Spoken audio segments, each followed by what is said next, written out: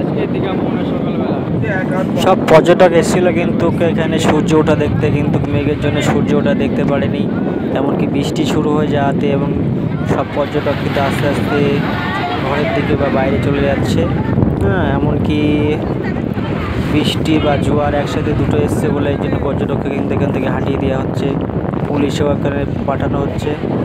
জোয়ার আসছে বলে সবাই কিন্তু চলে যাচ্ছে, দেখতে পাচ্ছ। তবে যাই হোক, যারাই মোহনাকে দেখতে আসবে সকাল সকাল আসতে হবে। সকালে আসতে বললে আপনারা মাছ তোলা এবং ধরা সবই দেখতে পাবেন। এমনকি এখানে সূর্য ওঠাটা খুব সুন্দর দেখা যায়, সেটাও দেখতে পাবেন। অবশ্যই কিন্তু সবাই সকাল সকালে আসবেন। আর প্রতিনিয়ত আপডেট পেতে চ্যানেলকে সাবস্ক্রাইব এবং করে রাখবেন, তাহলে প্রতিদিনের আপডেট আপনার কাছে চলে যাবে, ভিডিওটা দেখতে পাবেন।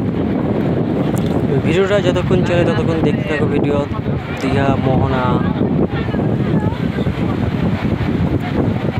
চ্যানেলটিতে যদি নতুন কেউ এসে থাকো তাহলে চ্যানেলটি সাবস্ক্রাইব করে রাখবেন, তাহলে নোটিফিকেশন খবর তো আপনার কাছে পৌঁছে যাবে।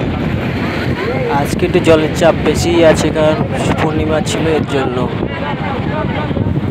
জলের চাপ বেশি থাকার কারণে পর্যটককে কিন্তু এখান থেকে বের করে দেওয়া হচ্ছে, কারণ কখন কি দুর্ঘটনা ঘটবে তার ঠিক নেই। এর জন্য পর্যটককে কিন্তু বার করে দেওয়া হচ্ছে, দেখতে পাচ্ছেন।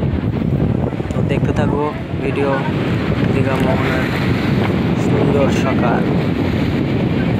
সকালবেলাতে আসতে অবশ্য তোমার যে কটা স্পট আছে তার থেকে দীঘা মোহনার স্পটটা আপনাদের কাছে আশা করি খুব সুন্দর লাগবে।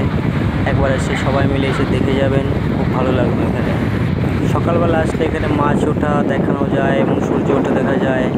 বেশ জোয়ারের টাইমে মাঝখান দিয়ে ঢুকে রাস্তাটা খুব সুন্দর লাগে দেখতে। সব পর্যটকরা আসে এটা উপভোগ করতে, আপনারাও আসবেন, দেখবেন, খুব ভালোই লাগবে, দেখতে পাচ্ছেন।